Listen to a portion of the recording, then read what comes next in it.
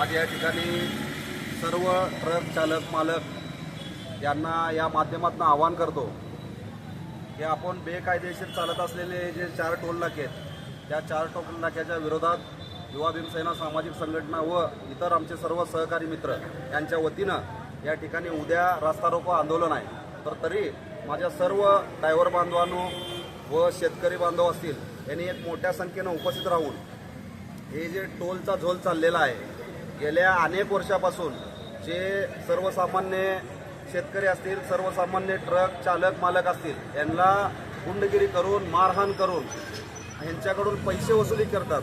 ती वसुली बंद पाडण्यासाठी या ठिकाणी हे टोल बंद करो आंदोलन पुकारलेलं आहे।